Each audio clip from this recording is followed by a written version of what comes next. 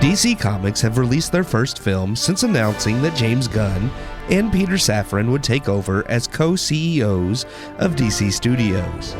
An announcement that came shortly after the release of DC's last film, Black Adam, which, while generally liked by critics and audiences, failed to turn a profit. With recent announcements about Gunn and Safran's future releases seemingly suggesting a reboot of the DCU, fans were confused as to what this meant for the few films still set to release, with certain films confirmed to still be releasing.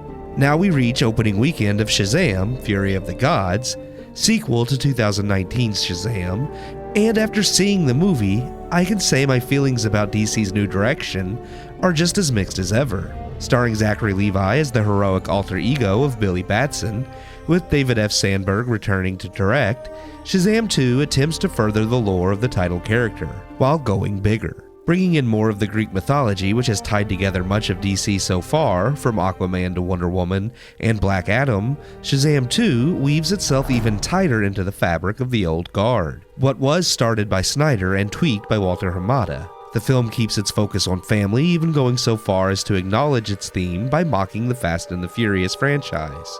The film's emotional crux hinges on Billy's fear of abandonment and his relationship with his foster family, as he faces the daughters of Atlas, who have their own family drama to contend with. Blending a comedic tone with darker comic book elements, Fury of the Gods attempts to follow in the trajectory of the first film, but is often goofier and more abstract than its predecessor. This could have been fine if the movie ever slowed down and took some time to let serious issues settle and emotions sink in. But in the same vein as Taika Waititi doubling down on the humor from Thor Ragnarok in Thor Love and Thunder, Sandberg doubles down on the comedic and sillier aspects of the first Shazam. While nowhere near as egregious as Love and Thunder, the film suffers from not being as serious when needed. The worst offender of this is Billy's characterization, as he goes from immature but streetwise kid to a self-centered dimwit whose incompetence creates the problems he must luck his way out of until he learns wisdom by the film's end.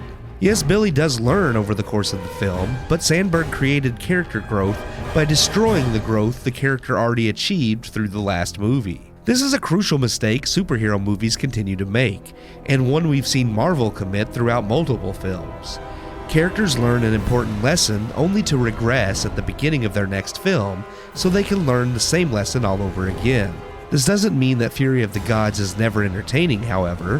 While not all jokes land, it is still often funny, with a few solid gutbusters. Helen Mirren chews the scenery and is fun to watch, though opposite of her is Lucy Liu, whose performance is every bit as painful as Mirren's is fun.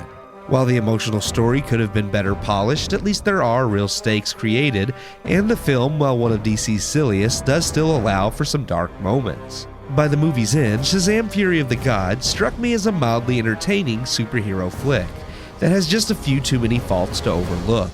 Add on top of this how much it connects itself to all of what DC has set up so far, with still no clear indicator of how these last few leftover films will matter to Gunn and Safran's new DCU, or if they will even matter at all, and I was left underwhelmed.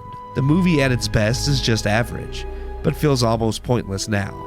I give Shazam Fury of the Gods 2.5 out of 4 stars.